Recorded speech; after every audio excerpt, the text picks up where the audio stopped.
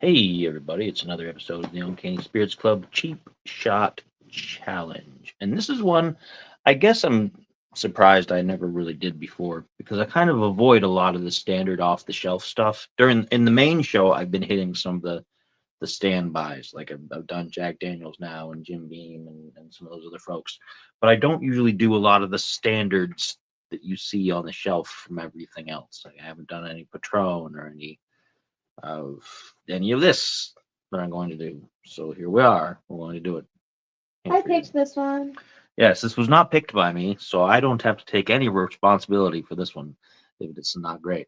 But this is Beefeater Dry Gin, London Dry Gin. And Irony.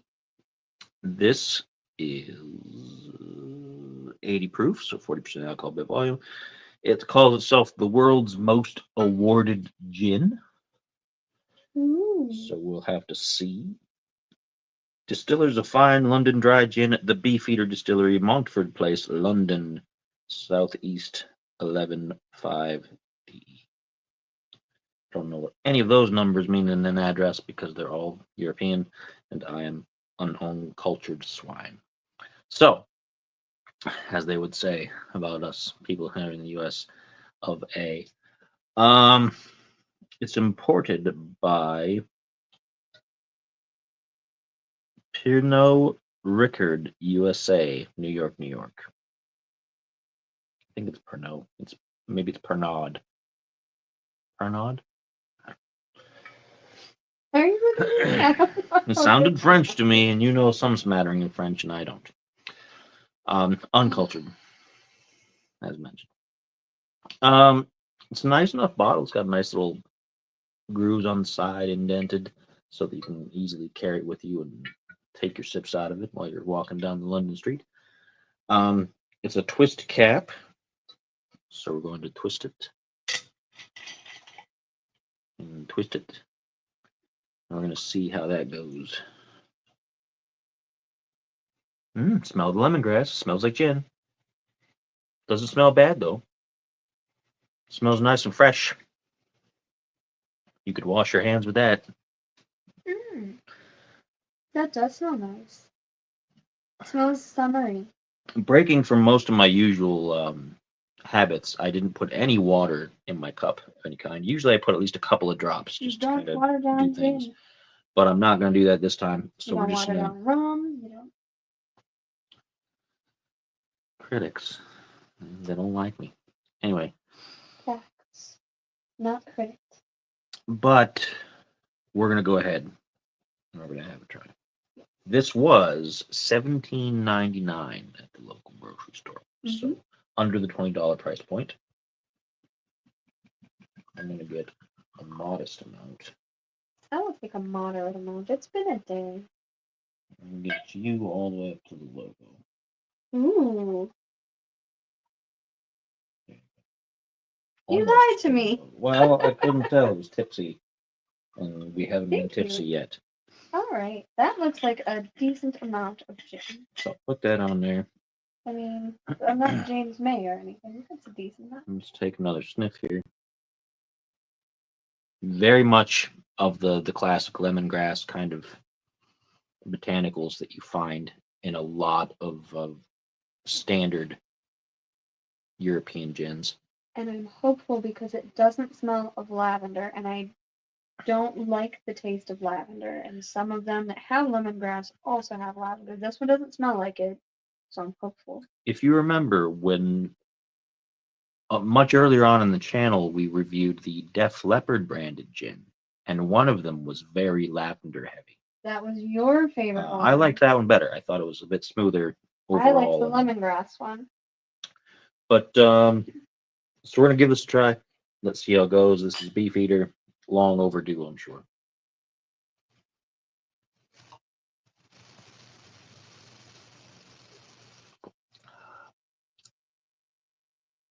It's gin.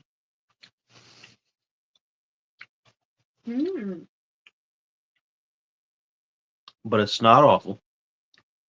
It has almost a lemon candy taste to it. I like it. It's not super sweet. It is a very dry gin, though. it is definitely pulling the moisture out of my mouth and cutting down on the saliva. And it hits me in the chest a bit, but not with the proof. It's got, this would be a heartburner, I think, for me, just because of how it is. There's just something about how they made it and the way the alcohol is that this would give me some heartburn if I hit this too hard. And it settles in a nicely bitter herbal kind of taste. Like, a lot of herbs, they have a bitterness to them if you just pick them up straight out of the garden and you just nibble on an herb. People out there are like, why do you just pick up herbs and just nibble on them? Because people do sometimes. Because we grow them in our garden. They're not for gin. Not yet. No, not so far. We will though. But because here in Ohio you get wild mint and you get different things, and we've got other kinds of mint. Well, I know. I'm explaining in general. And you have other things, and you got the lavender, and you've got different stuff that grows around here, and it's not uncommon. Just pick it up, make sure it's clean, and just pop it in. There's nothing wrong with it. That's how I grew up as a kid, and I guess I turned out okay. But I'm getting that bitterness from after, because plants naturally are bitter a lot of times as a defense mechanism against like predators and bugs and stuff like that. See, I don't think it's too bitter. I think it's got a little bit of an astringent quality, but overall, it's not like excuse me, cat. It's not like some of the ryes and stuff that you had me try, or like some of those beers we had recently that had that very bittery aftertaste. This doesn't have that to me. This is just very mild, and I like it. I think this would be better if it was a lot colder. We're having it room temperature right now too. Because we're Philistines. And I think this would be something that would be very nice over some ice, or like a cold whiskey stone or something like that. I think that would help out immensely. Or over a frozen lemon. The cats have all decided to invade en masse here, and it's fighting off one is one thing, fighting off three of them is a problem. So I guess this one will stay here for a minute. But let's take a second sip of this now that I've kind of adjusted to it, and see how I feel.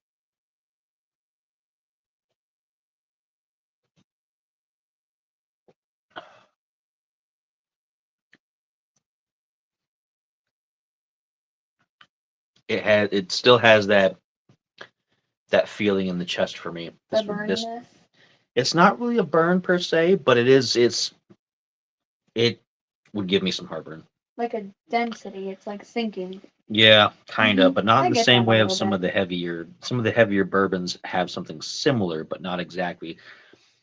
This one, I think this is something I would want to mix in some fashion, or I think if you had it cold over ice, I think it would take away a lot of that. I don't mind it. It's not as heartburny as some other things. Your cat is coming back. Yeah, they're gonna end up going on the floor. But no, it's not my absolute favorite gin I've ever had, but it's gonna be in top 5. I think it's not bad. Well, it's a good standard gin. It hits all the marks. It just has that kind of that hefty feel to me that I would have to be really careful about sipping on this on the daily. I think it would mix well with like a seltzer water. Like it would make a good tonic. Some of the flavored fizzy waters. It would make a good tonic. Now that we've had this, I think probably the next one we'll have to try, because I always talk about it, is the Bombay Sapphire. They had that at the store today, but since I said you hadn't done a cheap shot challenge in a while, I wanted to find something.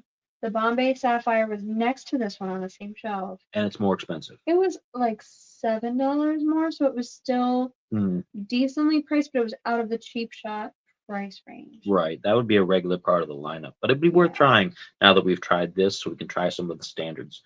The bottle was pretty. There's not interesting, as pretty as the Drumshambo. There's interesting things about the Bombay that I've come across recently. Not like strange facts or anything I've seen online, but when I was first getting into what's good and what's not, I had multiple people who told me, oh yeah, that's some of the best you can get around here without getting into some really artisan crafted stuff. If you're just looking for a really good gin and you want to make good martinis and good whatever, Really? then you get the Bombay Sapphire. But recently I've seen online when people talk about things, like there's been some new stuff from Bombay Sapphire. They have some flavored things and whatnot. And I've seen people commenting a lot more than I would have thought, saying, "Oh, Bombay Sapphire, it's overhyped garbage, and it's this and this that." And that's not me trying to insult anybody. If anybody from Bombay Sapphire is watching, I'm not slandering you. I'm just saying this is things that I've seen people say that I don't necessarily agree with because it's been so long since I've had Bombay Sapphire that I don't even remember. I had it in a martini that somebody else made for me, so I didn't have it straight up. So I can't give an accurate description 20 years later. Now, it could be that the people that are talking about how it's too hyped up and everything are just saying that because there are some people that try to badmouth anything that's trendy just because it's popular. And it could be really good, but they're trying to say it's not good because they want to be cool and edgy and they want to make like some new recommendation based on this little tiny niche brand that no one's heard of. Sometimes you get that. But since we're kind of going more in the direction to do more of the mainstream on the shelf recognizable things, I figure we probably should put that on the list Hmm. and give it a try. That'll probably be the next gin that we try, to We be can do honest. that. We've got to work our Um, way up to the James Gin until we can get that here in our local area, mhm. since it's currently not available. Well, the gin we first started with was a gin that came from overseas at first that I initially ordered like special order. It was the Botanist, and that was from a Scotch company. It was from a Scotch distiller, which was Bruichladdich, and that kind of set my standard for good gin, which you weren't as big a fan of. It's very lavender. It Um, tastes kind of like soap. It's not awful, but it's not my favorite. but since then, we've had that. We had the Def Leppard. Both of them. We had two versions of the Drumshambo, Hmm. which was also pretty decent. I You know, liked the I green one. the tea Yeah. infusion really kind of gives it a different dimension. But then that lemon, was it Sardinia lemon, Sicilian Sardinia lemon? orange. Orange. It had that bitter orange that they put in the marmalade. I thought it was a lemon. No, it was But the. that whatever citrus was, that one was really good because I love citrus. I did like that one a lot. If you had a little bit of orange in this, or even just like a little orange peel, I think that would be really good. I don't think this is bad at all. I like it. I would drink it straight up, like Paula Abdul. So that's what we've got. That's and there's a hint towards the future of other things we'll probably review on the channel here because I'm always looking for new stuff that's not gonna bust my wallet too badly. And so the Bombay Sapphire will be on the list, and then I probably should get into some tequilas, um, No, just to give them a chance. Some no, 1800 and some Patron and stuff, and see. And no. but and I'm still waiting on the. I'm probably gonna have to go to. I know a store that has it. I just don't want to drive that far, but I'm probably gonna have to. I want to try the Kraken golden whatever it is. It's lighter than their usual kind, and it looks really good. It's lesser proof than their normal. It's like 70 proof rather than 80, but it looks tasty.